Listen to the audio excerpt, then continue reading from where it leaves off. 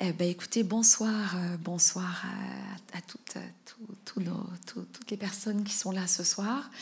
Et grande joie d'accueillir Elvan Zabounian ce soir pour une conférence Body and Soul en résonance. Ça sera forcément en résonance avec l'exposition Corps et âme que j'imagine certains d'entre vous ont pu voir à partir de la collection Pinault. Et avec au cœur les films d'Arthur Jafa.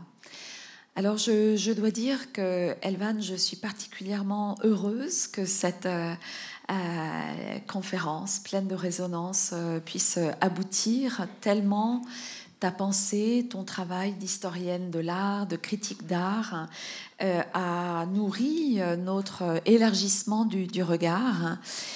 Vous avez pu le voir, il y a dans l'exposition beaucoup d'artistes africains-américains très présents dans la collection de Monsieur Pinault depuis plusieurs décennies.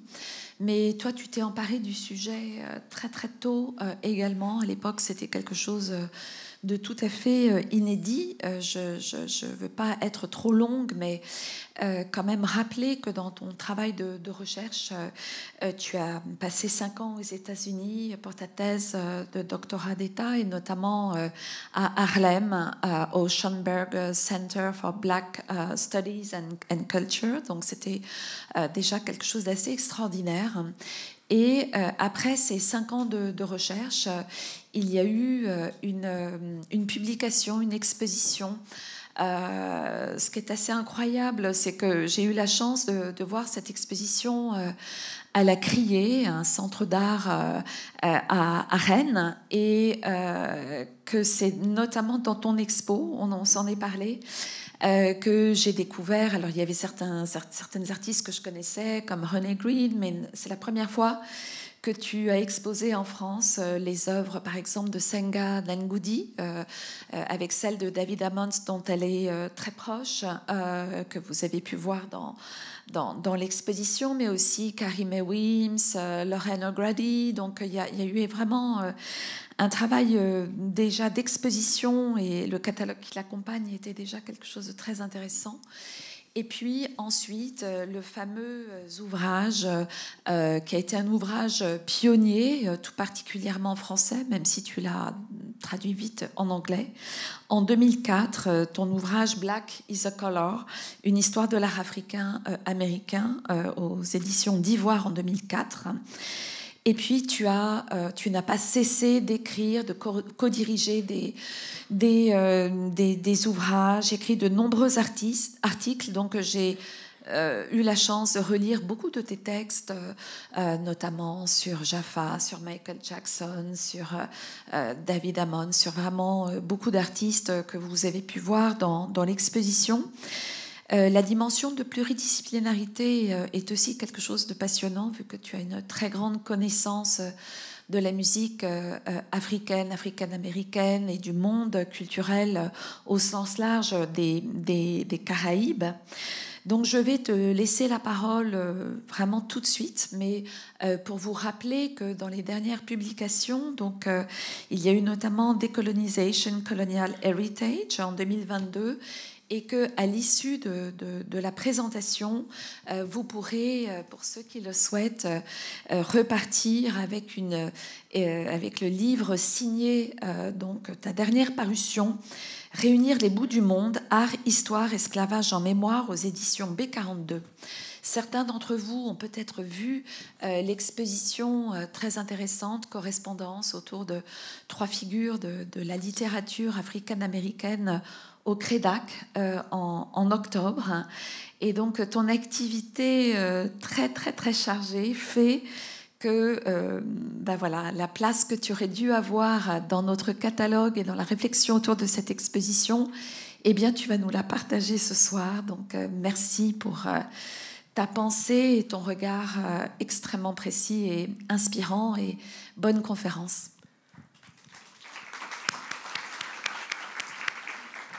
Merci infiniment Emma pour cette présentation et aussi pour cette très chaleureuse invitation. En effet, je n'ai pas pu participer à la publication, mais je pense que le travail que j'ai fourni pour cette conférence permet de garder un autre espace de réflexion.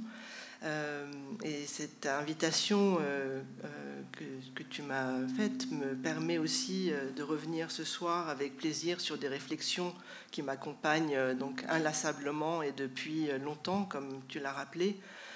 J'aimerais aussi profiter de cette petite introduction pour remercier Louise Guérin, qui est donc chargée de la programmation et qui était ma précieuse interlocutrice pendant ces semaines de préparation en amont de la conférence, ainsi que Cyrus Goberville, qui est lui le responsable de la programmation.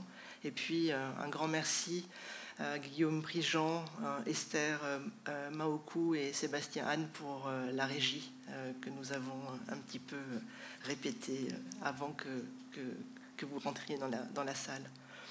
Et bonsoir donc à toutes et à tous, et je suis très heureuse de pouvoir prendre la parole ce soir et vous présenter ce montage d'images et de sons que j'ai préparé.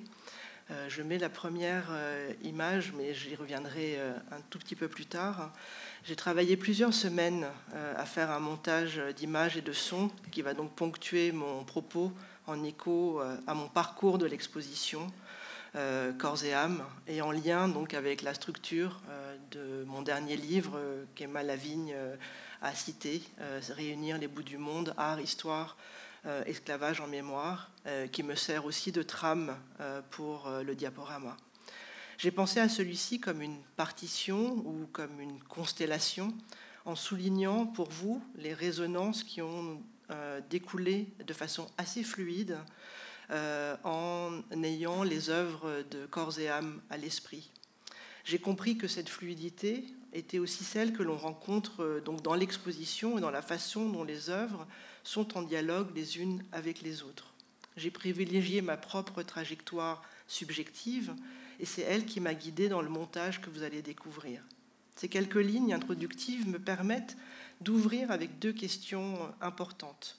Que représente une exposition comme Corps et âme dans le contexte artistique, culturel et politique mondial aujourd'hui? Comment les imaginaires produits par les artistes avec et à travers leurs œuvres constituent-ils un socle pour des sensibilités uniques qui communiquent avec nos propres sensibilités et les tiennent en éveil? En menant les recherches qui sont les miennes depuis 3 décennies, savoir qu'une telle exposition entre en résonance avec une histoire au long cours, où les questions qui émergent sont autant d'outils pour penser un monde qui doit être préservé, des discriminations, des violences, des peurs et des assauts contre la justice, la vérité, la liberté, et procure un sentiment rassurant. Mes recherches des 10 dernières années ont donné naissance à ce livre qui a déjà été cité et dont je vous proposerai quelques pages en pendant des œuvres de l'exposition que j'ai choisies pour leur caractère autant esthétique, poétique que politique. Ces œuvres font corps les unes avec les autres et de ce corps à corps surgit une multitude d'âmes survivantes et de spiritualité ancestrale, de propositions visuelles, sonores et performatives puissantes. Le rythme des images que je vous présenterai est marqué par des pièces musicales que j'envisage comme des extensions des œuvres choisies dans l'exposition. Ce choix a été réalisé exactement comme si je poursuivais ma réflexion autour de mes recherches sur les liens entre histoire de l'esclavage transatlantique et art contemporain. Ainsi, vous pourrez saisir comment je travaille en déployant les possibilités qui sont offertes par l'étude de ces œuvres, en créant des articulations et des associations. Ce qui veut dire, d'une certaine façon, que peut-être cette exposition me permettra de penser autrement, à partir d'elle, des recherches que je mène depuis longtemps. Cette possibilité de mobilité qui est importante à souligner est aussi celle qui permet à ce genre d'exposition d'exister en corrélation avec ce que le monde représente aujourd'hui. Mais bien sûr, mon livre, comme ma présentation de ce soir, ne sont nullement inscrits dans une thématique. Et de façon intéressante, ce qui surgit de l'exposition Corps et âme, c'est qu'elle aussi échappe à une thématique qui aurait pu la piéger. On le sent dans le document de visite qui est proposé. les textes ouvrent à des idées et des perspectives, mais n'emprisonnent pas les œuvres qui peuvent d'une certaine façon circuler mentalement dans d'autres espaces et s'imaginer en dialogue avec d'autres. Préparer la conférence en elle-même m'a permis de revisiter certaines de mes idées, de ressentir des émotions qui m'avaient traversé quand je regardais ou écoutais des productions qui parlent devant nous, face à nous, avec nous. Sur l'écran, vous avez depuis tout à l'heure donc une citation de Roy Ayers que j'ai trouvée dans un article publié dans un journal français après sa mort la semaine dernière. Il cite, je le cite, « Ce que nous appelons la soul existe depuis longtemps. Cette musique est le fruit d'une culture particulière, d'origine africaine, combinée à 250 ans d'esclavage, ainsi qu'à d'autres oppressions raciales. Lorsqu'il s'agit de traiter avec des personnes de la culture dominante, cela semble souvent froid et sans cœur, et donc l'âme a été pour nous le cœur d'une terre sans cœur, ancrée dans nos luttes pour la dignité humaine et le respect, malgré les obstacles qui se dressent contre nous. » Roy Ayers, c'était, fin de citation, Roy Ayers était un très très grand musicien, compositeur et interprète. S'engager corps et âme, je voulais aussi rappeler en fait d'où vient cette expression que Emma Lavigne a choisi de mettre au pluriel. Grâce à âme, on comprend que corps, ce sont aussi des corps, et ce pluriel, j'y reviendrai par rapport à la question du nous et du collectif. S'engager corps et âme, cela veut dire s'engager entièrement, pleinement, totalement, et il me semble que ce titre résonne de façon très importante aussi avec le présent. Ce nous, qu'évoque Roy Ayers, quand il dit malgré les obstacles qui se dressent contre nous, mais ce nous donc, qui relie, qui nous projette vers la nécessité du collectif, qui nous apprend à regarder l'autre dans sa différence, éclaire beaucoup des œuvres de corps et âme. Lors d'un rendez-vous de travail, il y a quelques mois, Emma Lavigne m'a confié que Ceremony of Us était l'une des performances de la chorégraphe Anna Alprin qui avait été importante pour la réflexion et la conceptualisation de l'exposition. La vidéo de cette pièce chorégraphique magnifique et les photographies qu'il archive ne sont pas au début du parcours de l'exposition, mais j'ai décidé de mettre cette image en ouverture de mon diaporama. Ceremony of Us est une pièce que j'aime particulièrement car elle résume en quelques gestes, postures et enlacements l'importance de créer du lien et du partage, de pouvoir se toucher et se regarder sans crainte, de pouvoir sentir ce qui se joue dans une société dans laquelle les différences raciales ou de genre sont respectées. Et dans Ceremony of Us, c'est le caractère exclusif et précieux de ce nous qui nous sert de guide. Anna Alprin a été la première chorégraphe à proposer une pièce où des danseurs et danseuses noirs et blancs et blanches étaient ensemble sur scène. Et c'était bien évidemment dans ce souci de souligner le racisme d'une société états-unienne à la fin des années 60, en pleine période des mouvements des droits civiques, mais aussi des revendications féministes ou de genre, qu'elle permettait, dans le cadre très protégé en fait de son lieu près de San Francisco, de permettre à toutes ces personnes de se retrouver et de créer ces corrélations.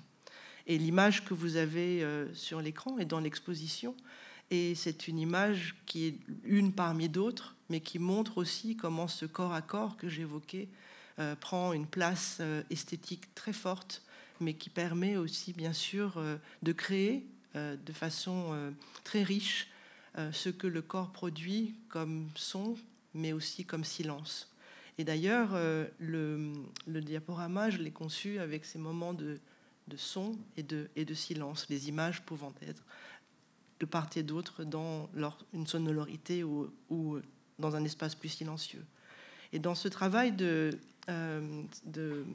Anna Alprin, j'aime beaucoup la façon dont le corps noir et le corps blanc entrent en contact et comment ces mains qui se serrent racontent une histoire de l'espoir.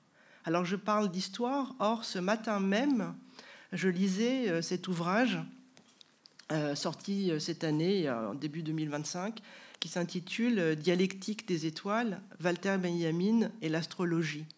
Et l'autrice, Jen Zart, qui a fait une thèse en fait sur ce sujet, sur le contexte de l'astrologie en Allemagne au début du XXe siècle, et dont c'est le premier livre, propose un passage très beau que j'aimerais vous lire, et qui se situe à un moment où elle évoque Walter Benjamin et son lien avec l'astrologie. Les œuvres d'art se situent en dehors de l'histoire, au sens où aucune description historique, ni aucune interprétation du même ordre ne saurait puiser leur caractère expressif. Contrairement aux humains, elles ne suivent pas un processus de développement et de décadence, naissance, vie, mort. En tant que monades, c'est-à-dire des unités premières, principes des êtres matériels et immatériels, en tant qu'idées, les œuvres d'art sont des forces qui se situent en dehors de l'espace et du temps. Elles ne sont jamais nées, entre guillemets, et ne meurent, entre guillemets, jamais, tout comme les étoiles fixes paraissent durables en regard de l'alternance des effets lumineux de notre étoile la plus proche. Fin de citation.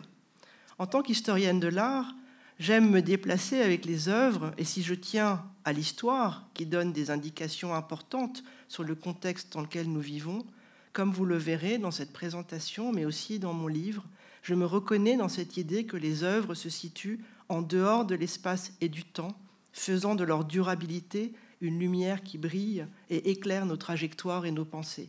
Je peux à présent poursuivre en vous présentant les œuvres visuelles et sonores que j'ai choisies dans l'exposition, autour de l'exposition et avec l'exposition, et qui fonctionnent pour moi comme justement des forces. Vous verrez d'ailleurs qu'à partir de Ceremony of Us, les mains, le contact, le ciel, les nuages, les éclairs, l'orage, la terre, la communauté globale, l'amour, la mort, la mémoire, l'engagement politique, les luttes contre le racisme se retrouveront dans cette partition en constellation avec corps et âme. Certaines des images, je ne les commenterai pas, je les ai choisies en lien avec aussi ce rapport physique que j'ai vu dans Ceremony of Us, ces mains qui se serrent, ces personnes qui s'aident ou qui s'entraident. Donc certaines des images sont issues de l'exposition, d'autres pas, et je ne commenterai pas nécessairement toutes les images que je présenterai.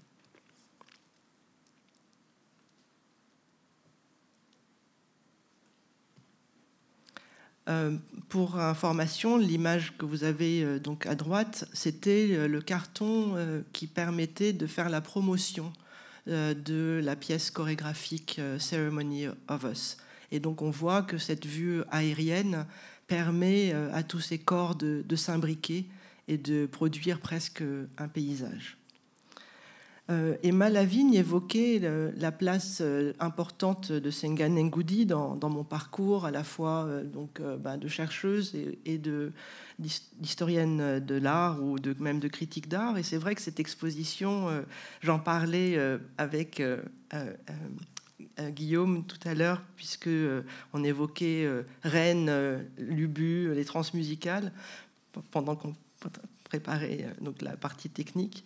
Et Senga Ngugi m'avait fait le grand honneur de recréer des œuvres pour l'exposition qui s'appelait Love Supreme et qui se basait déjà sur un travail, disons, d'un jazzman, puisque c'était le titre que j'avais choisi d'emprunter à John Coltrane. Et cette œuvre de Senga Ngugi, qui est dans l'exposition, entre ce bas noir et ce bas couleur chair, mais on comprend bien que couleur chair, en fait, ça dépend de la couleur de la peau. Et c'est évidemment un travail qu'elle réalise en connaissance de cause, et qui, l'usage du collant et du bas en nylon Senga Ngudy a commencé à l'utiliser aussi en tant que danseuse, et ce rapport au corps en fait a été très fortement lié avec une performance comme celle-ci, RSVP, en 1975, où c'est une de ses très bonnes amies, qui est une artiste aujourd'hui tout aussi reconnue qu'elle, qui s'appelle Maren Assinger, qui performe avec les collants. Et en préparant en fait la conférence, donc c'est toujours intéressant, je me suis dit, tiens, j'avais envie de me replonger dans certaines des archives que j'avais peut-être gardées de l'époque. C'est à une époque où on communiquait non pas par mail mais par fax, donc beaucoup des fax sont effacés. La jeune génération ne sait peut-être même pas ce que c'est qu'un fax. Et en tout cas, j'ai retrouvé cette carte postale qui était le verso donc, du carton d'invitation d'une exposition à la galerie Thomas Herben à New York en 1997. Et je trouve ça assez beau parce que c'est les mains de Senga Ngudy et ce geste en fait que l'on retrouve aujourd'hui, même qui est utilisé chez les jeunes générations ou même pas que en fait, mais que je trouve très beau parce que ce corps, ces mains qui se touchent, ces propres mains qui se touchent, forment un cœur. Et dans le même temps, il y a cette extension qui n'est pas sans rappeler celle du collant en nylon. Et puis j'ai aussi retrouvé cette carte qu'elle m'avait envoyée, qui était une carte pour dire Happy Springtime. Emma Lavigne rappelait l'exposition que j'ai co-organisée donc au Crédac à l'automne dernier, et cette exposition qui s'appelait Correspondance se basait beaucoup sur les courriers, la correspondance, les lettres reçues et écrites par donc Angela Davis, Toni Morrison et Audre Lorde. Et là, en fait, en retrouvant cette carte de Senga Ngudy qui date, je pense, après l'exposition à la Criée, donc ça doit être au milieu des années 2000, j'ai été très émue parce que je ne l'avais pas revue depuis 20 ans, et donc c'est un peu grâce à vous que je la retrouve. Mais ce qui m'intéresse, c'est aussi cette question du montage et de la superposition des images. Dans l'exposition, en fait, organiser une exposition ou penser un accrochage, c'est aussi un peu comme un montage. Alors bien sûr, j'ai parlé de partition, je parle de constellation, mais quand vous vous déplacez dans l'espace de l'exposition, vous créez vous-même vos propres images mentales. Et d'une certaine façon, les artistes offrent la possibilité de réfléchir à ce qu'est une superposition. Qu'est-ce que c'est qu'un contact entre deux images, entre deux personnes, entre deux regards? Et là, en fait, sur une carte postale existante, Senga Ngudy a collé ses photos elle a découpé dans un magazine ses fleurs, et au-dessus, elle a collé ses petites filles avec le Happy Springtime. Et puis, j'ai retrouvé aussi, alors ça, j'avais complètement oublié, cette enveloppe, en fait. J'avais invité Senga Ngudy et Maren Assinger à réaliser une performance en 2006 à Paris.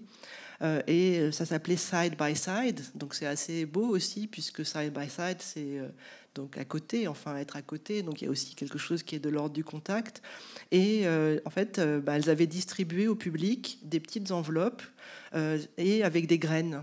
Et là, c'était watermelon, et j'en ai une autre, en fait, celle que l'on voit à droite, c'est le visage, c'était corn, donc c'est du maïs, et là, c'est watermelon, donc c'est le pastèque, et avec, à l'intérieur, donc des petits mots, comme des petits mots secrets, les solutions, les arbres, nous avons survécu, les graines, les nuages, donc on retrouve les nuages, qui est un peu le ciel qui est très présent aussi dans l'exposition Corps et âme, et puis l'amour.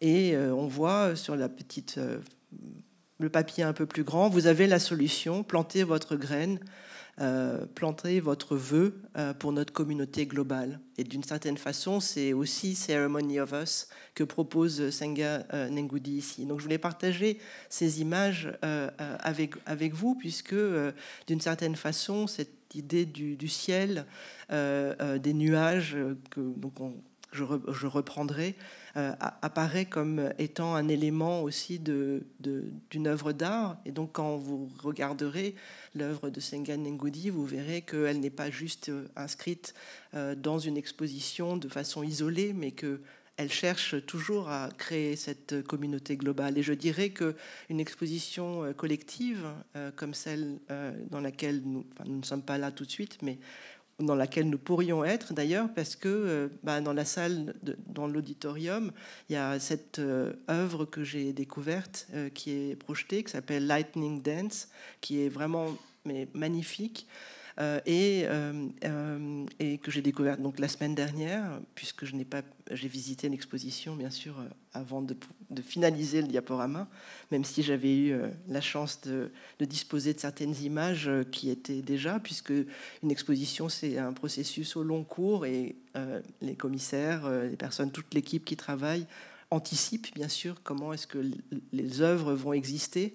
Et je dois dire que j'ai été extrêmement frappé par cette vidéo, ce film en fait, Lightning Dance, où on voit donc l'artiste, où l'artiste propose à des personnes, et je pense qu'elle danse aussi, donc Cecilia Bengollea, de danser sous la pluie. Donc c'est vraiment une autre manière, donc c'est pas Singing in the Rain, mais c'est Singing in the Rain, mais autrement. Et la puissance en fait des images, des éclairs, donc ça ce sont des images, mais des corps qui sont en train de danser et qui dansent sous une pluie battante, a produit quelque chose qui est aussi de l'ordre, voilà, ce ciel, cette pluie, les éléments qui se déchaînent, et en même temps il faut continuer à danser et peut-être aussi à chanter. Dans l'exposition, il y a cette magnifique photographie aussi de Richard Avedon qui montre, qui a photographié Marianne Anderson, qui était une extraordinaire chanteuse contralto. Et ici, c'est en juin 1955. 55, c'est une période importante aussi pour l'histoire des États-Unis, puisque c'est le début du mouvement des droits civiques, avec le boycott des bus à Montgomery, qui est initié par le docteur Martin Luther King. C'est 1955, c'est la date à laquelle Rosa Parks refuse de laisser sa place dans le bus. Et donc c'est tout un moment très très symbolique. Et justement, 12 ans plus tôt, c'était pas possible en fait de pouvoir envisager un mélange des personnes blanches et des personnes noires, puisque la question de la ségrégation était au cœur du système, en tout cas des États du Sud, des États-Unis, mais pas que. Et là, en fait, j'ai trouvé un petit clip de Marianne Anderson, puisque là, ce qui est fort avec la photographie de Richard Avedon, c'est qu'elle est figée dans ce moment. En fait, c'est comme un cri silencieux ou comme un son que l'on n'entend pas. Et je voulais quand même que vous puissiez entendre la voix absolument extraordinaire de Marianne Anderson. Et le seul clip relativement court que j'ai pu trouver était celui, en fait, où on ne lui a pas donné la possibilité de se produire, comme dit la légende, en raison de la couleur de sa peau. Et donc, c'est Eleanor Roosevelt qui a demandé, en fait, à ce qu'elle puisse se produire donc, au Lincoln Memorial en avril 1939.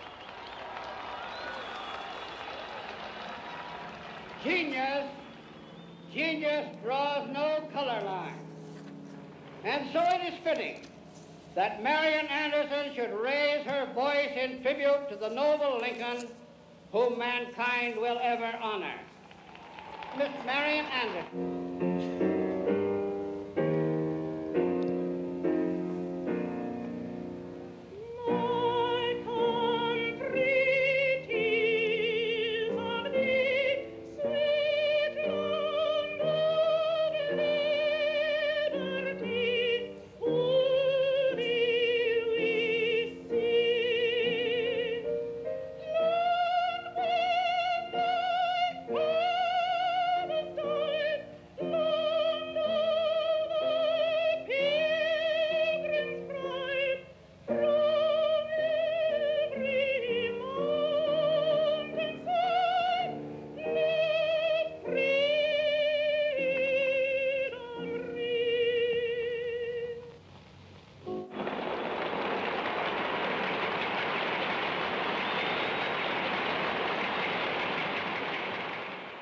Donc le chant qui brave toutes les formes de discrimination.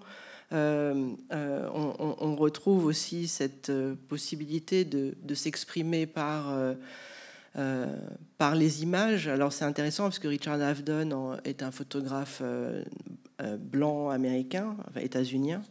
Et quand j'ai vu la première fois en fait cet assemblage, où je dirais entre les deux photographies d'Avedon avec le body print de David Hammons, avec bien sûr un titre tout aussi extraordinaire puisque c'est A Cry from the Inside, donc le cri de l'intérieur, où on voit littéralement quelqu'un crier. Et en fait, je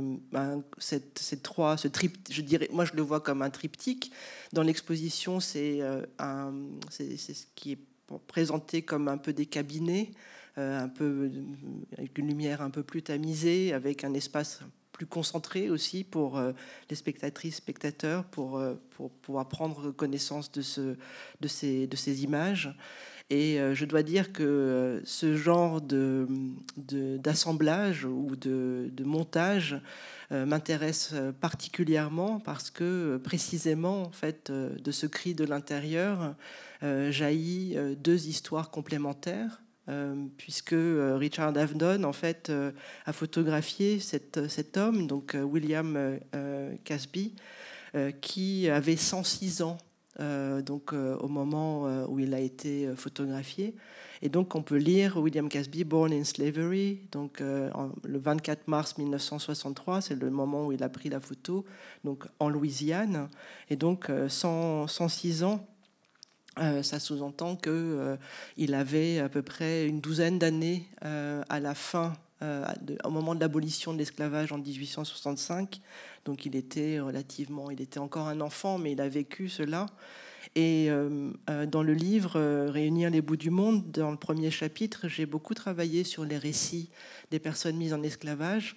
Et en fait, il y a aussi des photographies qui existent, mais pas beaucoup. Et en effet, cette photo de Richard Avedon a été aussi un déclic très important à l'époque, quand elle a été publiée, puisque 1963, c'est aussi une date qui est la même d'ailleurs, où il photographie Malcolm X à 3 jours près. Donc ça sous-entend, on voit aussi la mobilité du photographe, mais le fait de pouvoir réunir cet homme mis en esclavage et qui est encore en vie, et il a pris des photos. Alors ça, j'ai pas rajouté pour pas mettre trop d'images, mais Avedon a pris des photos de ce monsieur avec son arrière petit enfant dans les bras. Donc c'est très émouvant aussi. Et puis de montrer Malcolm X avec ce portrait un peu flou comme ça résonne bien sûr avec le body print de David Hammons, et de façon intéressante. Donc j'ai vraiment beaucoup aimé cet assemblage. Et dans mon livre, il y a aussi en fait c'est un peu un assemblage qui ressemble, où j'ai repris une photo d'un musée à Baltimore qui est un musée de cire, auquel je consacre quelques pages, où on voit en fait donc une scène de la cale du bateau négrier et l'arrivée dans la plantation esclavagiste. Et donc ce monsieur Casby devait être aussi bien sûr quelqu'un qui travaillait même enfant dans les plantations. Et à droite, c'est un travail de David Hammons qui est en lien avec donc c'est la couverture de Art Forum, de la revue Art Forum. Et donc on voit aussi que entre l'esclavage et David Hammons, il y a vraiment quelque chose qui se croise. Et 1963, c'est aussi la date de parution de La prochaine fois le feu, du livre de James Baldwin, mais c'est aussi la date de la photographie très belle que Robert Frank a prise et qui est dans l'exposition. Et j'ai choisi en fait un petit extrait d'un titre, pas d'un titre, mais du livre. Je le cite. Baldwin s'adresse à son neveu et il dit tu es né là où tu es né, et tu as été confronté avec l'ennemi avec lequel tu as été confronté parce que tu étais noir, et pour cette seule raison. Aussi avait-on fixé, et à jamais, pensait-on, des bornes à ton ambition. Tu étais né dans une société qui affirmait avec une précision brutale et de toutes les façons possibles que tu étais une quantité humaine absolument négligeable. On n'attendait pas de toi que tu aspires à l'excellence, on attendait de toi que tu pactises avec la médiocrité. » Fin de citation. Et donc, ce qui est très intéressant, c'est que moi, j'avais déjà choisi cette citation, j'avais déjà commencé le montage du diaporama, puisque je l'ai fait sur plusieurs semaines, mais je n'avais pas encore vu l'exposition. Et donc, en visitant l'exposition la semaine dernière, bien sûr, il y a un rappel évident. Alors, je dis évident, mais ce n'est pas si évident que ça, mais c'est très intéressant que dans une exposition comme celle-ci, dans un musée, en fait, qui accueille beaucoup de spectateurs, spectatrices, qu'il y ait aussi la volonté, en fait, de donner des temps plus concentrés et plus précis sur une histoire, parce que c'est une vitrine, on la voit bien sûr, mais on peut y accorder une attention peut-être moins précise. Et là, en fait, bien sûr, moi je l'ai vu tout de suite, The Fire Next Time, donc qui apparaît avec une citation qui n'est pas de James Baldwin, mais de Ralph Ellison, qui est le livre au-dessus, Invisible Man. Donc en français, ça a été traduit par Homme invisible, pour qui chantes-tu ? Et c'est un livre très important qui date de 1952. Donc je n'ai pas rajouté d'image, mais pour celles et ceux qui connaissent le travail de Jeff Hall, le photographe artiste canadien, il a réalisé une peinture photographique, enfin un tableau photographique à partir donc de cette même citation de Ralph Ellison. Et puis 1963, c'est aussi les manifestations du mouvement des droits civiques, donc Birmingham. Donc on voit, vous voyez, donc il y a la photographie prise par Avedon en 63 de Monsieur William Gatsby, de Malcolm X, la photographie de Robert Frank en 1963, de James Baldwin, la publication en 1963, et tout ça converge bien sûr aussi avec une réalité politique très forte. Charles Moore, je consacre plusieurs pages à ces photographies dans l'ouvrage, et Charles Moore était un ancien militaire qui a choisi de faire de la photographie un peu son champ de bataille privilégié, et donc c'est lui qui a fait ce reportage dans Life Magazine qui a été très important, puisque c'est précisément en fait cette image qui est donc publiée en 63 dans Life Magazine que Andy Warhol reprend dans son Birmingham Race Riot un an plus tard. Et puis, bien sûr, en fait, donc j'avais commencé à faire le montage aussi, parce que je me disais que c'était intéressant de contextualiser en faisant des allers-retours entre l'histoire de l'art et puis ce qui se joue dans ce moment, en fait, quelques dates qui sont des tournants importants. Et puis, donc, j'ai ajouté cette image. Alors, je sais que mes étudiantes en licence, notamment, me disent « Madame, il faut que vous disiez trigger warning ». Alors, je ne sais pas si je dois dire trigger warning, c'est-à-dire donc c'est image sensible ou je ne sais pas comment on peut le traduire ici. Enfin, en tout cas, voilà. Donc, c'est une réalité d'une certaine violence. Et c'est Dwan Hanson, donc Race Riot en 1968 et Policeman and Rioter 1967. Et en fait, donc j'avais choisi ces images que, par ailleurs, j'avais aussi présentées dans le cadre d'un cours magistral que j'ai donné pour que les étudiantes puissent venir à la Bourse du Commerce. Et voilà, j'avais un peu préparé il y a quelques semaines aussi, en même temps que je préparais le PowerPoint, je me disais, voilà, comme je suis enseignante, c'était pour moi une manière en fait de tester un peu ce que je vous présente là, mais aussi parce que ça m'intéresse de parler d'une actualité des expositions aux étudiants et étudiantes. Et donc je leur avais montré ça, et puis en fait en visitant l'exposition la semaine dernière, je vois qu'exactement les mêmes images, donc merci, et moi j'ai le catalogue là, mais les mêmes images sont dans le catalogue de l'exposition. Et avec, alors là je peux pas le lire parce que c'est trop petit, peut-être que vous pouvez le voir vous, mais avec une citation en fait de l'artiste qui raconte précisément comment il aimait. Pour lui, c'était important de prendre le pouls de la situation, en créant des œuvres qui allaient répondre avec une actualité. Alors, ce qui est intéressant, c'est que dans l'exposition, il y a donc le House Painter, donc ce travail qui est plus tardif, de 20 ans, de Hanson, et ce que l'on comprend en fait, c'est que c'est pas du tout une œuvre qui se réalise de manière immédiate. Une photographie, ça peut être un instantané, on peut mais là il y a un travail très au long cours pour la réalisation des sculptures de Hanson.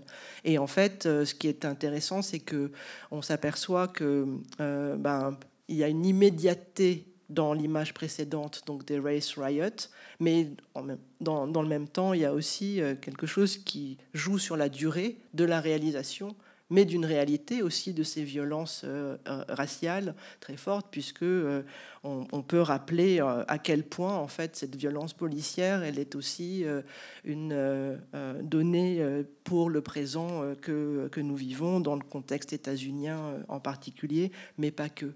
Et donc l'artiste, en fait, avec une méthode qui est donc son processus de création sculpturale, qui est donc l'un des grands chefs de l'hyper-réalisme, produit cette hyper-réalité liée à l'actualité, tout en prenant le temps de produire une œuvre sculpturale comme celle-ci.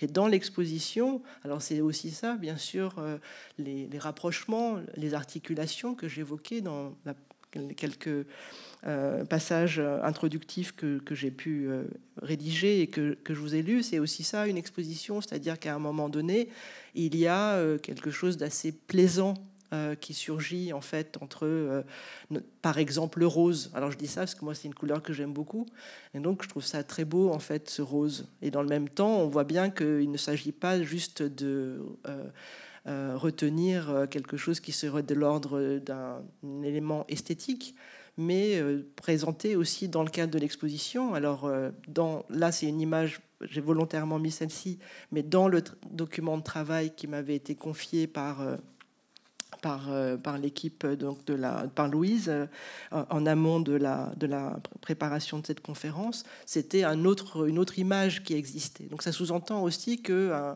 dans le cadre d'une exposition, on peut décider de déborder au sens propre et au sens figuré pour présenter donc une œuvre comme celle-ci. Et puis, elle est donc de façon, je dis, très plaisante, exprès entre guillemets, à côté d'une autre œuvre picturale qui semble complètement innocente, qui est juste une peinture d'une lampe au ton rose aussi, sauf que Philip Guston, qui est l'artiste en fait qui a réalisé cette œuvre, avait lui-même, dès les années 30, commencé à réfléchir à une réalité des discriminations raciales, de la violence raciale, en représentant des personnages immondes du Ku Klux Klan, avec aussi les titres qui me semblent très importants. Autant l'autre, ça s'appelle La Lampe, donc une lampe, en fait,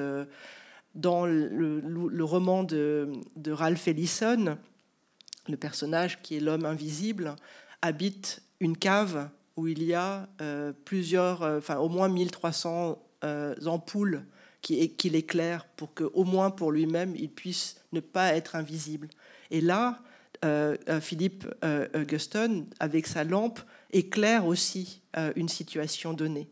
Et là, donc on voit en 1930, donc c'est vraiment très très tôt, il a déjà représenté très tôt, mais cette période de 1930, c'est un moment où le Ku Klux Klan est extrêmement présent dans le contexte états-unien, et surtout il dit les conspirateurs. Donc il y a quelque chose qui résonne avec donc un trait entre aussi réaliste et presque surréaliste dans la façon dont c'est représenté. Et puis ce tableau que je trouve extrêmement beau, Marshall Memory, 1941.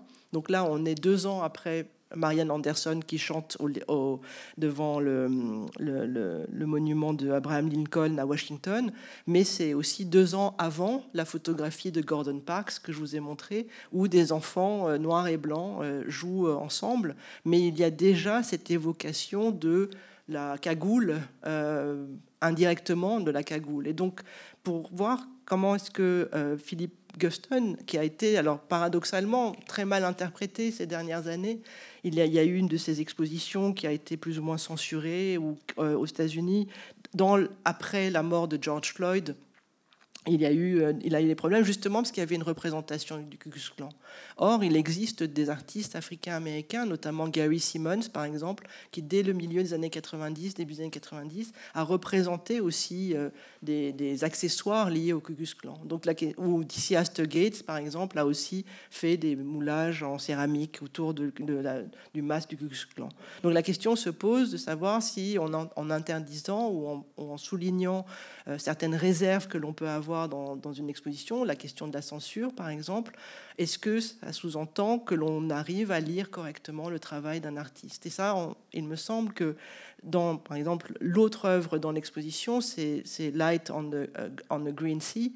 Et quand on connaît la façon dont Guston a pu introduire de manière extrêmement amère ce rapport à cette histoire des discriminations qu'il dénonce de façon virulente, on s'aperçoit que même une ampoule ou une lampe ne peut pas être lue de la même façon ou regardée de la même façon comme un tableau innocent, parce qu'il y a toute une histoire, bien sûr, de cet éclairage qui là, en plus, est montré comme une espèce d'éclairage au-dessus d'une mer verte. Donc c'est comme les imaginaires que j'évoquais aussi au début, mais on s'aperçoit qu'il y a quelque chose qui parle avec beaucoup d'amertume aussi d'une réalité de la violence.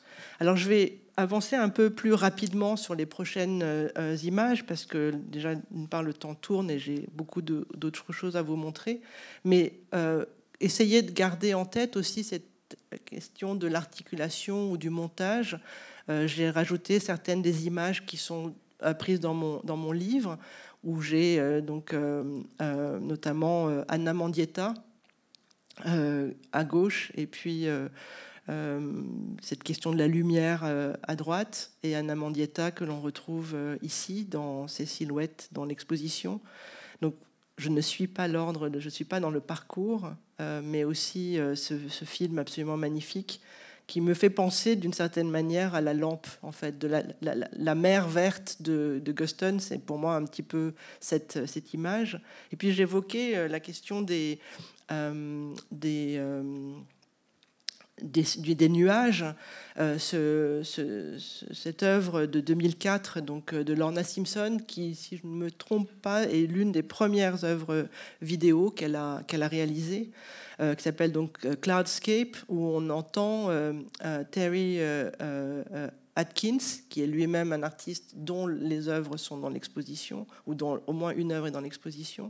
On l'entend siffler, et bon, vous pouvez le voir, donc ça c'est l'avantage de pouvoir parler en étant dans l'exposition. Il faut que vous reveniez puisque le musée est fermé, mais où en fait il y a quelque chose de complètement éthéré, complètement évanescent, où l'image disparaît, et c'est quelque chose qui là aussi, par rapport à Corps et âme, c'est comme un esprit en fait qui part dans la brume. Alors j'ai voulu, justement, Terry Atkins est un artiste qui était aussi un musicien, et je vous passe en fait les prochaines images, et notamment une série en fait qui est autour de la question de rendre silencieux, on dit, ou je sais pas, mute, c'est quand on arrête le son, mais c'est pas muet non plus, donc c'est un son qui s'est arrêté, et divine mute. Et je passe peut-être que je ne vais pas le passer en entier, mais une improvisation musicale sur une vidéo que Terry Atkins avait réalisée, qui s'appelle Synapse, et donc qui est orchestrée par Greg Tate. Et Greg Tate est donc était un spécialiste de la musique africaine-américaine, et donc je vous passe ça juste pour que vous ayez aussi un peu de son.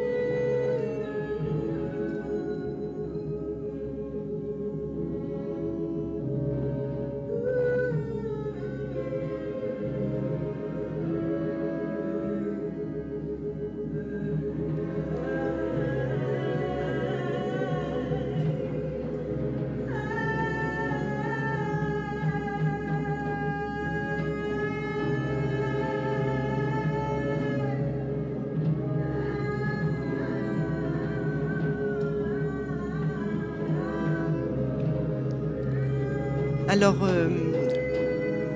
dans cette petite vidéo, en fait, j'ai découvert ce travail de Terry Atkins autour de Beethoven. Je le connaissais pas, mais je trouve intéressant en fait de voir comment est-ce que comment les artistes s'imbriquent aussi les uns avec les autres. Et un autre Mute, encore une fois, et c'est une vidéo où là il rend hommage à Bessie Smith, qui était donc une des plus grandes blues women, chanteuse de blues.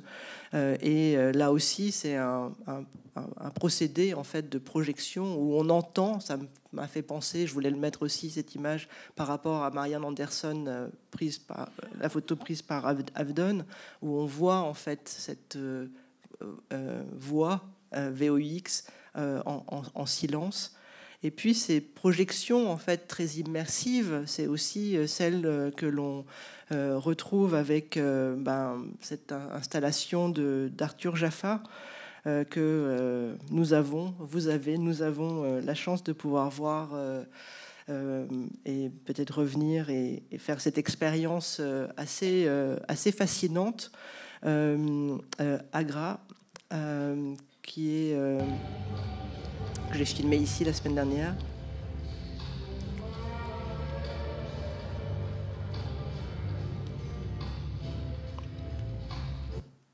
Voilà, c'est très court, mais on retrouve en fait, donc ça c'était les images que j'avais eues aussi au départ, et dans la vidéo il y a des sons qui sont des sons de morceaux, de chanteurs ou de chanteuses africaines-américaines. Et puis moi, quand j'avais déjà vu cette œuvre, j'avais reconnu Isaac Hayes, et donc j'ai intégré en fait un petit clip. Je ne vais pas le passer en entier parce qu'il est assez long, mais où je parlerai dessus. Mais on voit en fait Isaac Hayes chanter un de ses morceaux, Walk On By, qui est un chant. Et donc vous voyez en fait que entre le Agra et Walk On By, et j'y reviendrai parce que Jafa est avant tout un directeur de la photographie avant d'être devenu l'artiste qu'il est et cinéaste.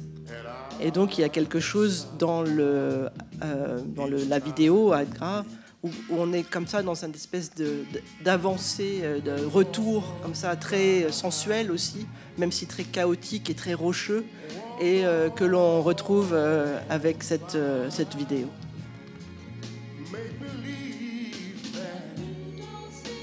Just don't see the tears, so just let me dream in private, 'cause each time I see you, I just can't help myself. I think about how tight we used to be. I break down and cry. Oh baby. Et bien sûr avec les paroles qui sont liées à cette lamentation, avec cette tristesse, avec la question des pleurs et des larmes. Et voilà, malheureusement, comme le temps tourne et que je vais aussi laisser peut-être un moment pour des questions si vous en avez après. Mais voilà, donc je vais passer à la suivante, qui est l'image de mon livre, où précisément, en fait, un peu comme ce montage que j'ai fait sur l'écran que vous avez que vous voyez, dans le livre, j'ai aussi l'œuvre de... Pardon, c'est un peu brutal, j'aime pas trop, mais l'œuvre de Jafa à gauche et une œuvre de Aaron Douglas, où on voit des personnes danser. Et donc, il y a ce rapport très fort aussi à comment est-ce qu'une image, on introduit une sonorité dans une image muette. Et donc, bien sûr, par rapport à Terry Atkins, et l'exposition, elle est composée aussi de ces moments de silence et de ces moments de sonorité. Comme par exemple ici avec Love is the message, message is death.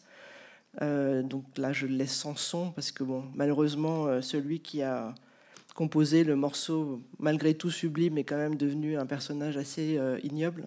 Donc je n'en parle pas. Mais en tout cas, ça marche extrêmement bien dans la rotonde de voir cette vidéo et ce montage. Et on voit aussi que d'un point de vue de la méthode, ce que Jaffa produit, c'est aussi en fait un montage d'images, et que la corrélation entre ces images donne naissance à des possibilités d'interprétation plurielles.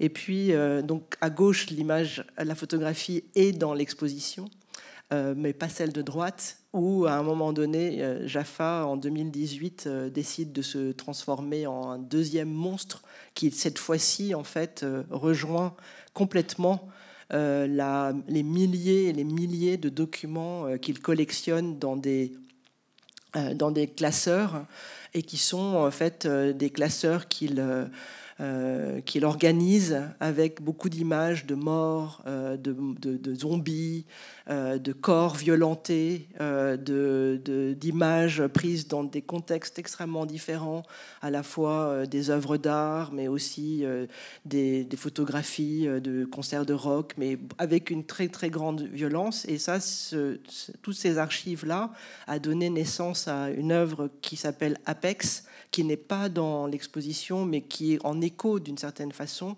que je vous passe aussi très rapidement.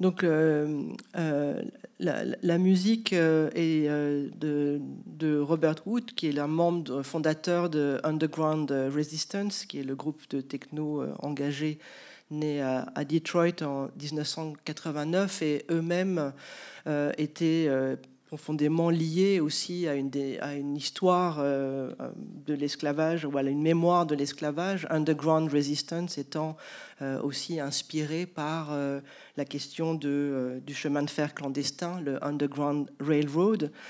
Et à un moment donné, vous voyez la figure de Sojourner Truth, à qui je consacre plusieurs pages aussi dans l'ouvrage. Et donc ça montre que quelqu'un comme Jaffa fait des allers-retours constants entre ce passé et ce présent, et le présent, c'est celui du montage, qui lui-même en fait est aussi dans une forme d'extension permanente.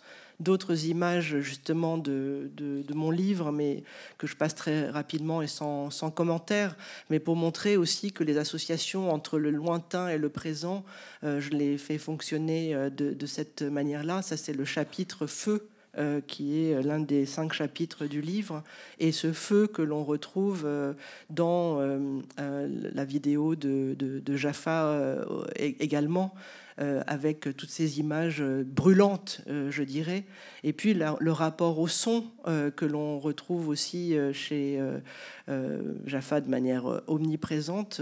Dans le livre, j'ai aussi toute une partie qui concerne Sun Ra et la musique et l'afrofuturisme, qui est aussi un des éléments que Jaffa a beaucoup regardé. Dans l'exposition, il y a aussi ce moment très, très beau avec cette œuvre avec un titre presque imprononçable, mais s'appelle A Kingdom Come at Us.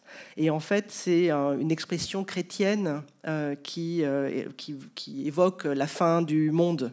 Et c'est une description en fait du monde qui vient après le moment de rupture. Et donc là aussi, je vais passer assez rapidement, mais il y a le choix de montrer des prêcheurs et prêcheuses dans le contexte états-unien, et il remonte aussi dans des archives. Et il y a par exemple Al Green, qui était lui-même en fait un des grands chanteurs de gospel. God bless our love. Even in the morning when I rise, I say, God, bless our love.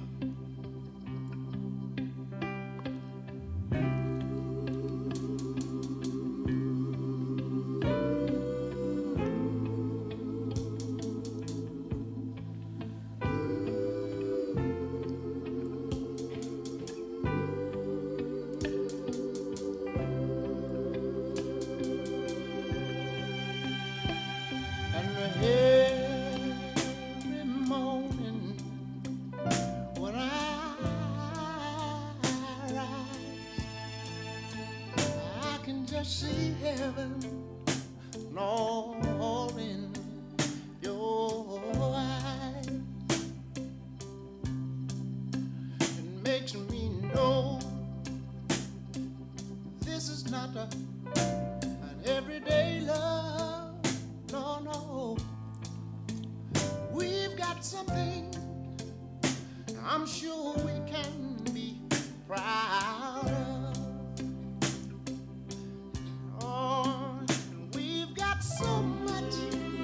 So much love. We've got so much trust. Can't you see a halo?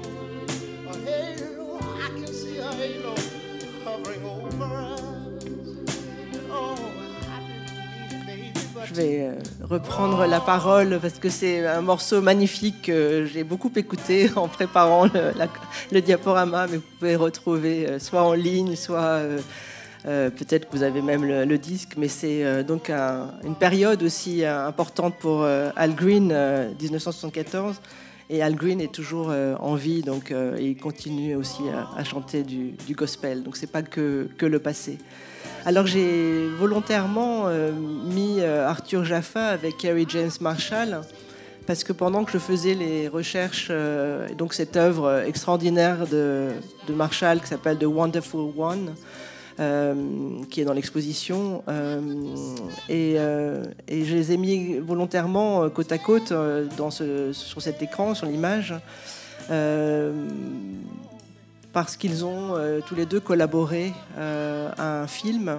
Alors, pardon, je passe un peu brutalement aussi, mais là c'est dans les pages de mon livre, donc en haut à gauche c'est aussi Kerry James Marshall, pour montrer un autre travail qui touche aussi au mouvement des droits civiques, avec Black Power et Burn Baby Burn.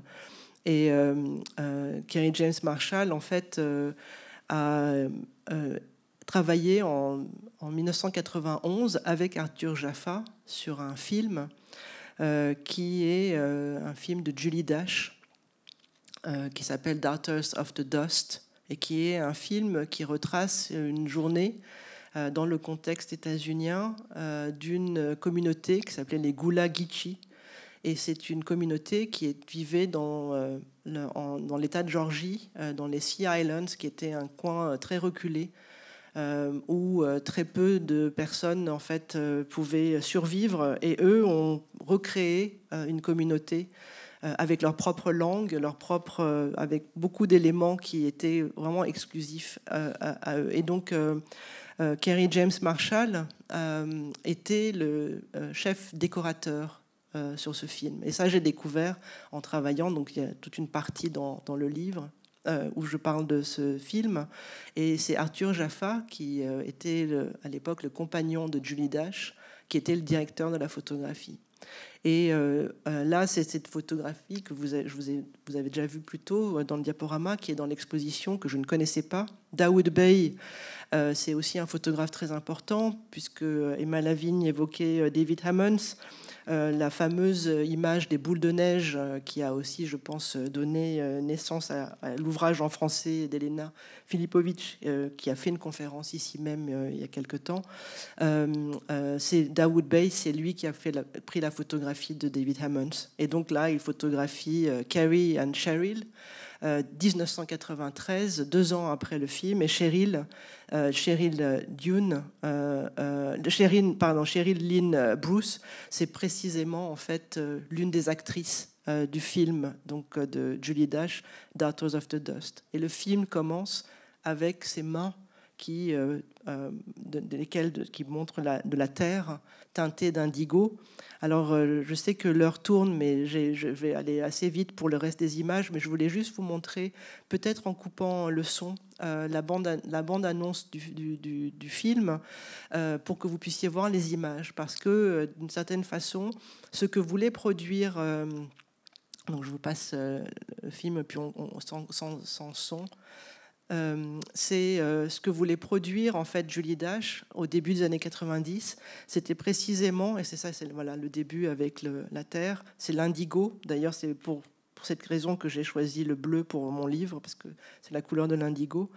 Et en fait, dans les images, le fait de savoir que c'est Kerry James Marshall et Arthur Jafa qui ont produit en fait cette tonalité, cette esthétique, bien sûr avec elle en tant que réalisatrice, mais ça a été pour moi une découverte très, très émouvante, parce que c'est un film qui venait contrer aussi tout ce qu'on avait comme image un peu stéréotypée des Africains américains ou de la culture hip-hop, par exemple, à un moment donné, dans les cinémas américains, hollywoodiens en particulier.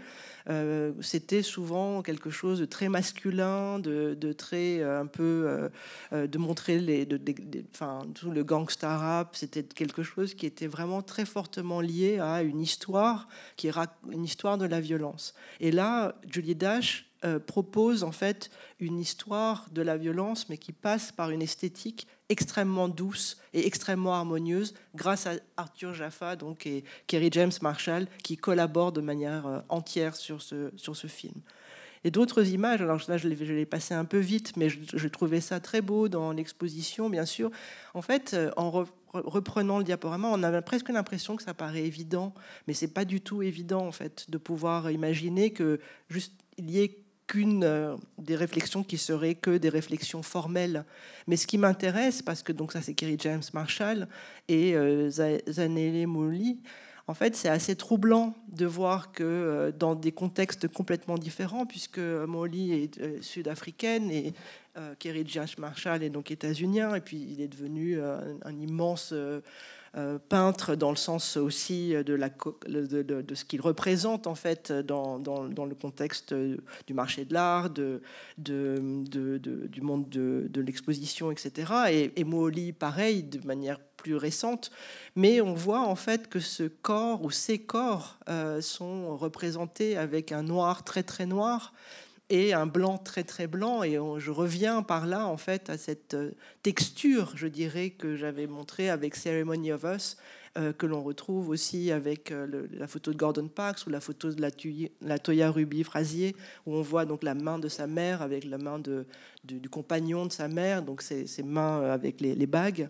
Et donc tout ça en fait raconte des histoires qui a priori pourraient être fragmenté, mais se rejoint par cette esthétique. Et ça, c'était aussi un élément qui m'a beaucoup intéressé. Pourquoi, à des moments, dans le livre, j'en parle, comment se fait-il que toutes ces histoires fragmentées, donc le contexte caribéen, le contexte des États-Unis, le contexte des Amériques de façon générale, qui ont vécu avec cette histoire de l'esclavage transatlantique, avec ces personnes qui ont été déportées par millions vers ces Amériques, mais aussi ce qui se joue depuis le continent africain aussi, en fait, cette histoire de l'esclavage, il ne faut pas oublier qu'elle a décimé en fait des villages et des régions entières du continent africain dans le contexte de ce commerce triangulaire, et qu'il y a aussi ces descendants descendants en fait de personnes qui n'ont pas eu leurs ancêtres parce que ces ancêtres sont partis ailleurs. Et donc tous ces récits en fait, ou ces narrations sont aussi constitutives, je pense, de ce qui peut se produire avec ce que raconte une exposition ou ce que raconte un livre et ce que racontent surtout les œuvres pensées au sein de cette constellation. Alors là, l'image, enfin cette peinture, je l'aime beaucoup, mais je voulais aussi donc le titre High Power, mais ce qui m'intéresse, c'est ces zones sombres, un peu noires, et en fait, ces tâches que propose la peintre. Et puis, pour moi, en fait, c'était assez proche, d'une certaine façon, de cette densité. Donc là, c'est du cuir de Terry Atkins, et aussi, bien sûr, de Hammonds avec les chambres à air. Et donc, mais on est quand même dans quelque chose qui rappelle l'ombre, la coiffe, puisque dans les deux cas, il y a aussi cette part d'ombre qui est ce que l'on ne voit pas, le côté réversible, mais que l'on ne voit pas dans le contexte de la sculpture. Et ça, ce sont des éléments qui ont été aussi, je pense, constitutifs à la fois de la trajectoire permise par l'exposition, mais aussi la façon dont on peut rejouer un certain nombre de morceaux. Et en parlant de morceaux, l'exposition, elle est elle-même. Donc moi, j'ai passé un peu des musiques. J'ai été un peu ambitieuse dans la durée des musiques que j'ai choisies. Mais en tout cas, parce que j'aime beaucoup aussi passer de la musique pendant les conférences ou même pendant les cours. Mais surtout, en fait, l'exposition a elle-même une bande originale, je dirais, ou une bande son, dans laquelle Coleman Hawkins, bien sûr, apparaît avec Body and Soul. Et donc, ce sont les dernières images que j'ai. Je vais vous passer le morceau en entier et que j'ai rapproché. Donc ça aussi, c'est de mon ressort. C'est pas comme ça dans l'exposition, mais on peut très bien en fait regarder une œuvre. Alors dans la vidéo de Robin Road et n'est pas silencieuse. Il y a un son de piano, mais je présente juste ça, et puis après j'ai deux ou trois autres images, et après je pourrais peut-être prendre des questions si vous en avez.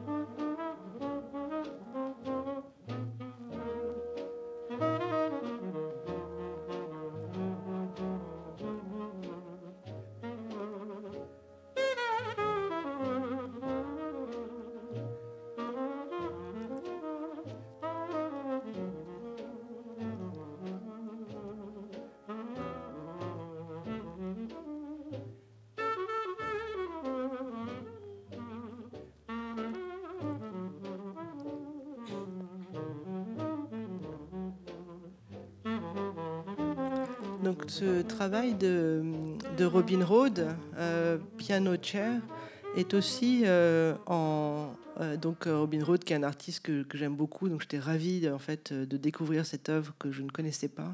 J'avais eu la chance de le rencontrer au milieu des années 2000.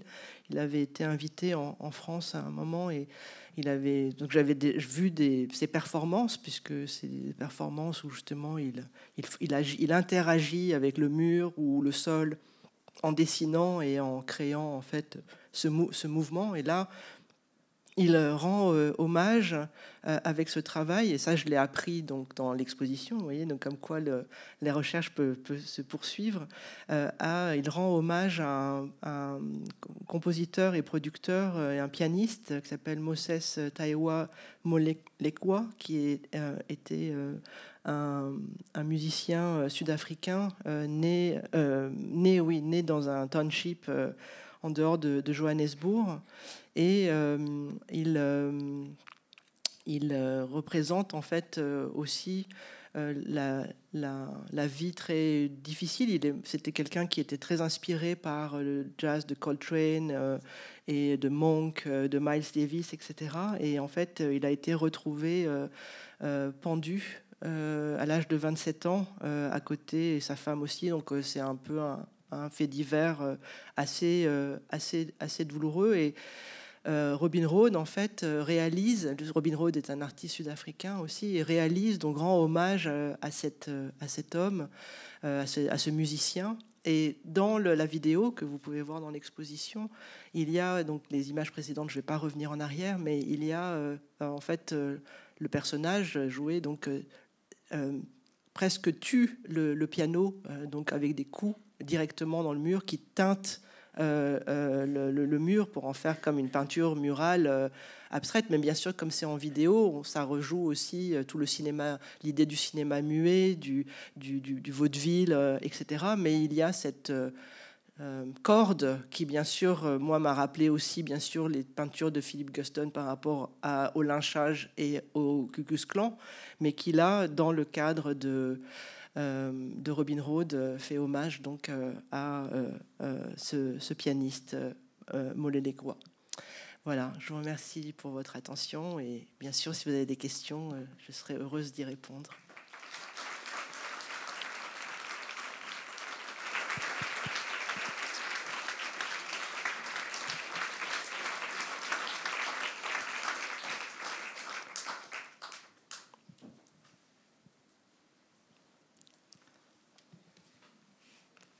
S'il n'y en a pas, c'est pas grave du tout. Vous inquiétez pas. C'est celle-ci, pardon.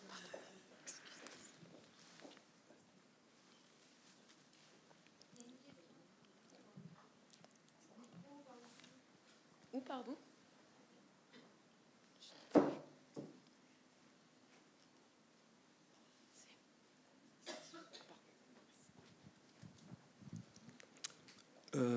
Deux choses. La première, je voudrais remercier Emma Lavigne, parce qu'on n'a pas l'occasion de rencontrer les commissaires d'expo. Donc, à travers vous, lui passer donc le message. Hein? Elle est devant. Donc, remerciez-la pour avoir organisé une telle expo. Et la deuxième, c'est juste une petite question. Vous avez évoqué Philip Guston avec une œuvre qui a été censurée, mais vous n'avez pas expliqué pourquoi. Oui, alors merci pour qui faisait allusion au Ku Klux Klan. Oui, en fait, je n'ai pas montré l'œuvre. En fait, c'était une exposition de Guston qui a été censurée, mais ou qui a été différée plutôt que censurée, je crois. J'ai pas revérifié, mais j'ai pas montré la série des peintures en fait qui étaient concernées par cette exposition. Là, ce que je vous ai montré avec le Ku Klux Klan, c'est une œuvre de 1930, mais celle-ci ne faisait pas partie de l'exposition. Mais c'est de façon récurrente en fait, Guston a représenté des personnes, des figures en fait donc issues du Ku Klux Klan. Et puis, en fait, il y a aussi quelque chose d'assez tragique dans sa vie personnelle, et peut-être que ce rapport, en fait, à la pendaison joue beaucoup, puisque il a vu son père aussi pendu. Donc, il y a peut-être, alors c'était pas lié au Ku Klux Klan, mais il y a quelque chose de l'ordre de la violence, en fait, quand, pareil avec Hanson, beaucoup des artistes, en fait, ont un rapport aussi à une mémoire individuelle et subjective. Et donc là, j'ai pas présenté, j'en ai parlé parce que c'est quelque chose qui est...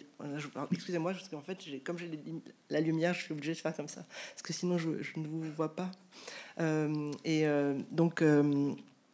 mais c'est les raisons pour lesquelles, c'est parce que c'était jugé. Alors c'est assez paradoxal, hein, parce que c'était juste après le Covid, après la pandémie, et il y avait donc toute une crispation, en fait, à l'idée, après la mort de George Floyd, après Black Lives Matter, etc. Il y avait une crispation de montrer des figures du Ku Klux Klan, alors qu'il aurait fallu tout simplement les contextualiser pour voir de quelle façon...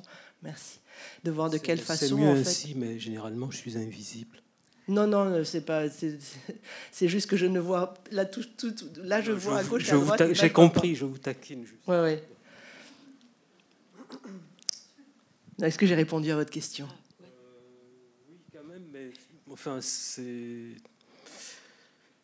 Pourquoi censurer Mais ça, je pense qu'il faudrait... Je sais qu'elle a été censurée. Elle a été censurée parce que montrer le Ku Klux Klan est problématique, alors que quelques années plus tard, maintenant, ça l'est peut-être plus dans le même contexte états-unien, par exemple. Donc, voilà. Mais je ne rentrerai pas dans les questions politiques ce soir. Je pense que ce que j'ai présenté l'était suffisamment.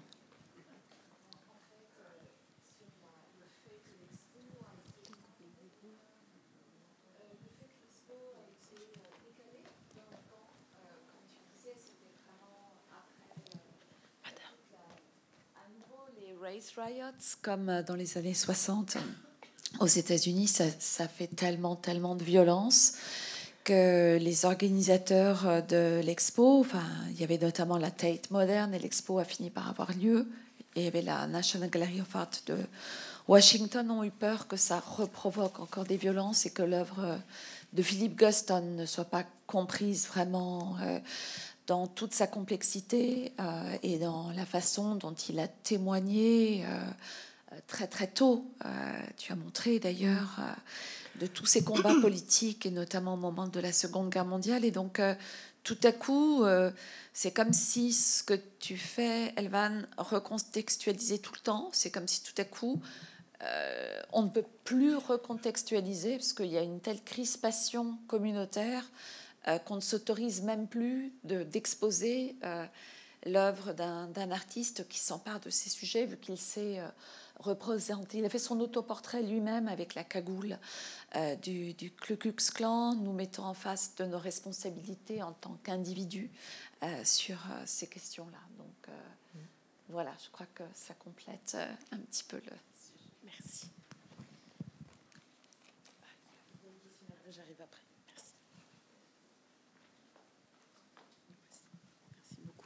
Merci beaucoup pour cette magnifique présentation. C'est extrêmement riche. Je pense qu'on se rend compte des douleurs, des violences dans l'histoire des Noirs américains, des Afro-américains.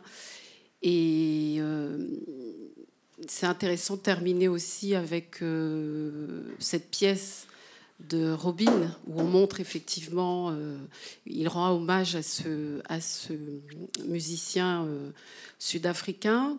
Mais c'est pas vraiment une question, c'est une réflexion. Tant de violence, tant de ségrégation, tant de sang, que montre très bien Arthur Jafa dans certaines de ses pièces. Ça laisse forcément des traumatismes. On ne parle pas beaucoup de la santé mentale. Mais je fais un parallèle avec l'autre censure que vous avez faite en ne citant pas ce musicien afro-américain. Et je fais un parallèle sur la question justement de la santé mentale. Et j'aurais trouvé intéressant justement que vous le nommiez.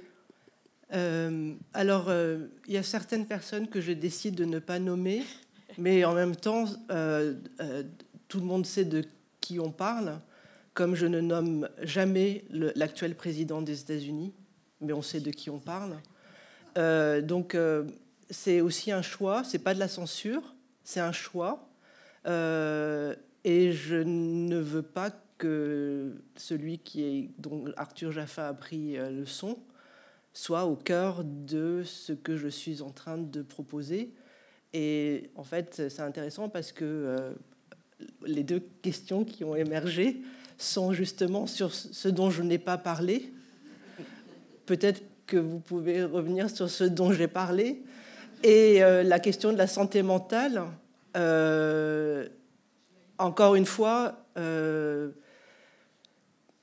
y a certaines actions qui peuvent être réalisées par des personnes qui ont une santé mentale fragile, mais je ne pense pas que ça puisse excuser certaines attitudes. Voilà. Notamment des questions plus récentes de misogynie, de toxicité. Et en fait, l'exposition Corps et âme, j'ai commencé à la définir comme étant un moment d'engagement corps et âme. J'ai pas trop envie de salir ce que j'ai eu comme plaisir à présenter cette exposition pour ne parler des personnes qui ont certes du talent, parce que j'adore ce morceau que Jafa reprend, mais autant l'écouter sans prononcer le nom de la personne. Comme parfois on peut écouter des morceaux quand on parle pas l'anglais, on comprend pas ce qui est dit, vous voyez. Donc,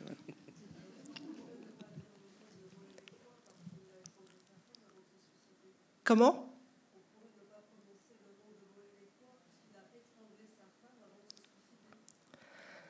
Oui, ça je sais. Donc, dans ce cas-là, c'est une situation... en ce cas-là, en fait, à chaque fois qu'on parle d'Anna Mendieta, on dit que c'est sans doute Carl André qui l'a défenestré. Mais encore une fois, ça, c'est des questions qui touchent à une histoire de la musique, etc. Moi, je vous ai dit, j'ai découvert le travail de Robin Rhodes, enfin, ce film de Robin Rhodes et ce musicien que la semaine dernière dans l'exposition. Son nom est cité et mentionné sur le cartel. Et je ne connaissais pas l'histoire tragique de cet homme. Et il a certes, j'ai appris. Et en même temps, ce qui m'intéresse, c'est qu'un artiste puisse aussi réaliser quelque chose qui est de l'ordre de cet ordre-là. Mais je ne suis pas complètement d'accord de vouloir rentrer dans ce débat, parce que je suis une historienne de l'art extrêmement féministe. Donc, si vous voulez rentrer sur la question de est-ce qu'on a le droit de montrer ou pas, voilà, je pense que c'est le fait qu'il avait étranglé, et encore, c'est ce qui est indiqué dans Wikipédia, etc. En général, les recherches que je mène, on ne sait pas en fait ce qui s'est passé. Donc voilà. Mais en tout cas, c'est vrai que au moins il s'est tué après, quoi. Donc il y en a d'autres qui se tuent pas après, quoi. Pardon. Ouais. Alors, je voulais vous remercier parce qu'avec la musique et aussi votre voix, le rythme, il y a des choses très dures qui passent de façon douce, et c'est un contraste aussi que je trouve assez fort, intéressant dans cette conférence. Et en fait, c'est une question pour toutes les deux, Madame Lavigne et vous. Alors, ça tombe mal, je suis désolé. C'est justement dans le contexte actuel, en tant qu'auteur, autrice ou curateur, curatrice. Est-ce que, puisqu'on parlait de politique et de contexte, est-ce qu'avec ce qui se passe aux États-Unis, ce qui se passe en Europe, ici, on parle de beaucoup d'autocensure, de peur de la part des chercheurs et des chercheuses, d'institutions qui n'osent pas montrer. Est-ce que c'est quelque chose qui vous habite quand vous écrivez ces dernières années, dans ce contexte particulier? Quand on monte une exposition comme ici, alors c'est une fondation privée, donc il n'y a peut-être sans doute pas les mêmes problématiques que si c'était un centre d'art contemporain public ou un musée public, mais je suis assez effrayé, je me demande, par cette censure qui est en train de s'installer au sein de la recherche et des institutions. Et je me demandais si vous, toutes les deux, c'est quelque chose qui vous vivez. Et quand vous montez une expo comme ça, ou même une conférence, est-ce que vous avez peur des réactions, ou vous traitez votre sujet comme vous pensiez le faire, l'exposition comme vous pensiez la faire, ou est-ce que vous vous mettez des freins, voilà. Je suis désolé, ça ne porte pas du coup directement sur ce que vous mais parlez, mais voilà. Tu veux répondre, Emma, ou tu veux que je réponde d'abord? Donc merci pour cette... Oui, bien sûr.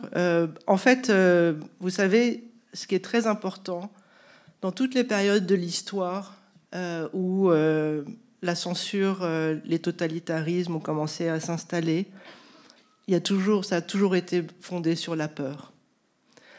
En fait, toutes les politiques sécuritaires qui sont actuellement présentes un peu partout cherchent à éteindre tout ce qui concerne la pensée, l'art, les arts, la philosophie, les sciences humaines et sociales, tout ce qui permet de réfléchir, l'éducation des plus jeunes. Tous ces éléments-là, en fait, font que on est censé avoir une peur qui nous tressaille quand on est en train de présenter telle et telle pensée qui pourrait être mal interprétée. Alors, il est vrai que depuis quelques années, puisque c'est un élément, j'en parle dans mes cours à mes étudiantes. Ouais, à mes étudiants et étudiantes, j'en parle. Je ne parle pas des craintes, mais je parle de... En fait, je présente de plus en plus d'artistes qui ont contré ces contextes. En fait, ma voix passe par celle des artistes. Et ça a toujours été le cas en tant qu'historienne de l'art. J'ai toujours travaillé très proche des artistes, souvent en les rencontrant. C'est pas pour rien que je vous ai montré aussi cet échange avec Senga Ngugi. En fait, je trouve que les artistes sont très protecteurs et protectrices, dans le sens presque de talisman, je dirais. Enfin, ils sont comme des contre le mauvais œil, je dirais, permettant en fait de gagner en force et de gagner aussi en assurance. Donc, en fait, si tout le monde se met à avoir peur, certaines personnes auront gagné. Donc, je pense que la situation aux États-Unis, elle est terrible, dans un renversement très, voilà, en quelques mois, mais en même temps, voilà, c'est une situation qui était aussi attendue. Ce qui est très douloureux, c'est bien sûr que ça puisse concerner les personnes, enfin, cette question de diversité, inclusivité, etc. Et la censure qui est présente, bien sûr, avec l'annulation d'expositions, etc. Voilà. Donc, voilà, et je pense que heureusement qu'il y a une exposition comme Corps et âme qui vient d'ouvrir ici. Et puis, voilà, donc Emma, je ne sais pas si tu veux dire un mot par rapport à ça. Je dirais que c'est un immense sujet. Je ne suis pas sûre qu'on va avoir le temps de répondre à tout ça, mais peut-être dans l'exposition, déjà dire qu'il y a plusieurs artistes qui ont dû se battre pour la censure, pour exister en tant qu'individu, déjà, qui ont dû se battre pour exister en tant qu'artistes, qui ont dû se battre pour traiter certains sujets. On parlait de Philippe Guston, on peut parler de Zanele Muoli, qui aussi se bat pour la communauté LGBT donc, en Afrique du Sud. Donc, il y a beaucoup de combats. Philippe Guston, les deux tableaux extraordinairement puissants dans l'expo, c'est en même temps l'espèce de vacuité, l'interrogation de se demander, voilà, c'était un artiste abstrait reconnu, que représenter, pourquoi mettre un rose plutôt qu'un bleu, quel est le sens de l'art, qu'est-ce que l'on veut dire à travers l'art. Donc dans l'expo, il y a beaucoup d'artistes qui ont été censurés, encore censurés récemment. J'ai souhaité avec François Pinault remettre une installation de Myriam Khan, mais l'exposition que j'ai faite avec elle en 2023 a été censurée par l'extrême droite. L'institution a été du côté de l'artiste. Il a fallu que jusqu'au président de la République, je ne sais pas si on peut le nommer ou pas, mais en tout cas, il a pris position contre la censure, ce qui était quand même surréel. Donc ce que je veux dire, c'est que la censure, on travaille avec la censure en permanence, parce que les réseaux sociaux sont parfois quelque chose qui va à l'encontre d'une pensée critique, d'une remise en contextualisation, comme Elvan le fait dans l'ensemble de sa carrière depuis 30 ans. C'est-à-dire qu'il y a de la recherche, et donc c'est assez vertigineux de voir comment tu réagis à tout ça, mais c'est pas des images qu'on assemble, c'est aussi essayer de trouver ce sens pour essayer de retrouver la pensée et pas être dans un communautarisme qui pourrait s'exclure. Il y a, tu parlais, Elvan, de Ceremony of Us, qui a été vraiment... depuis des années, je pensais tout le temps à cette chorégraphie au moment du Black Lives Matter. Vous avez vu qu'à Washington, ils vont effacer la grande déclaration sur le sol. C'est quand même quelque chose, c'est gravissime. C'est comme des autodafés, en fait. C'est vraiment des... On est dans un moment de l'histoire qui fait vraiment froid dans le dos, et qui rappelle vraiment de très, très, très, très, très mauvais souvenirs. Mais ce que je veux dire, c'est qu'il y a beaucoup, beaucoup de dialogues qui m'ont guidée dans cette exposition, et grâce au talent de François Pinault, qui a été un des premiers à collectionner des œuvres d'artistes qui maintenant valent cher, mais qui n'étaient pas... Tu parlais de David Hammond, voilà, c'était quelque chose qu'il a collectionné très très tôt. Mais l'autre exemple peut-être que tu as cité, et ce qui nous rend plein d'espoir et j'espère plein d'amour aussi, le titre du film de Jaffa, c'est Love is a Message, mais aussi The Message is Death. Donc c'est un combat entre l'amour, Eros et Thanatos, c'est vieux comme le monde.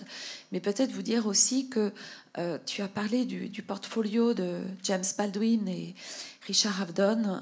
J'ai été très impressionnée de découvrir, je ne connaissais pas l'histoire, je dois dire, que ces deux-là, donc le juif américain blanc et hétéro, pardon, mais bon, on parle quand même d'artistes qui s'intéressent à la sexualité, on est au XXIe siècle, donc ça me paraît normal, et James Baldwin, écrivain africain-américain, donc homosexuel, parce qu'il a dû se battre sur ces deux fronts, étaient à l'école ensemble dans le Bronx, donc quand même pas mal. Ils faisaient le journal de l'école, tous les deux, quand ils étaient jeunes. Et en 62-63, cette fameuse année sur laquelle je te remercie d'avoir insisté, l'état de la société américaine est dans une telle ébullition et déliquescence en même temps qu'ils vont décider de faire Nothing Personal, ce portfolio où les mots de James Baldwin s'entrelacent comme les corps noirs et les corps blancs dans Anna Alpluin s'entrelacent avec les photos de Richard Avedon qui, quelqu'un a parlé de santé mentale, qui va aussi détourner son appareil photographique des modèles de la mode pour aller aussi shooter les déficients mentaux dans les hospices aux États-Unis. Donc c'est vraiment un moment d'une très très très très grande prise de conscience, et l'exposition évidemment elle a été pensée avant ce marasme qui est là, mais qui est de toute façon une lame de fond permanente, comme la vague de Jaffa, on se la reprend de toute façon sur la gueule de façon régulière, mais ce que je veux dire c'est que c'est aussi dans cet échange et dans cette question de l'humanité et de l'altérité, c'est vraiment ça qui a conduit cet accrochage. Et donc, je crois qu'il y a aussi beaucoup d'espoir de se dire que l'art peut quand même, à travers les figures de Duane Hanson, de Avedon et Baldwin, et de Kerry James Marshall, et ce sublime film aussi dont tu nous as parlé, il y a quand même des moyens de se réveiller.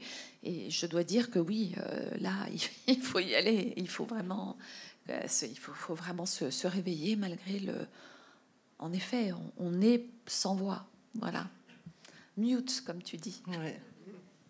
Voilà, c'est une petite partie de la réponse à une vaste question.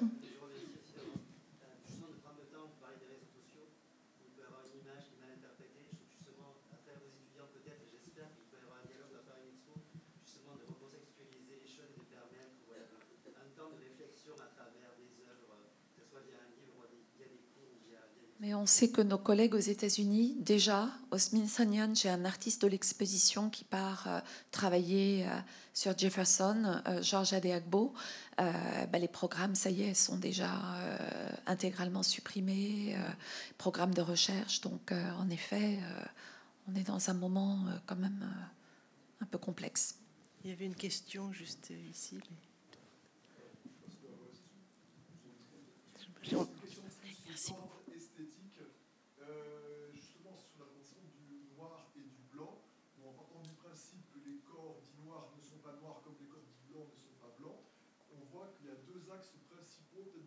représentation, c'est-à-dire des œuvres qui vont vont noircir le corps africain, américain, le noircir, et vont jouer avec le stéréotype noir, vous voyez, donc, et d'autres œuvres qui vont justement aller contre, et on voit que la photo par exemple là est représentée de manière plus réaliste ce corps afro-américain ou africain ou caribéen. Vous voyez ce que je veux dire? L'alternance de ces deux manières de représenter esthétique. Vous voyez, à côté, là, en plus, le jeu esthétique du noir, des contrastes, vous voyez, noir et blanc, par exemple en photographie, fait que le corps afro-américain est souvent noirci. Vous voyez, et quelque part rentre dans un stéréotype. Soit pour le dénoncer, vous voyez, le dénoncer, mais des fois une ambiguïté. Merci pour votre question. Au début, c'était pas vraiment pour dénoncer que c'était noirci, c'est qu'en général, c'était dans les minstrel shows ou dans le vaudeville, c'était les blancs qui jouaient les noirs et donc qui étaient grimés en fait. Bah oui, c'est des représentations, les couleurs sont des symboles, des représentations assez signifiantes. Et là, les artistes jouent aussi ça, mais politiquement, pour dénoncer.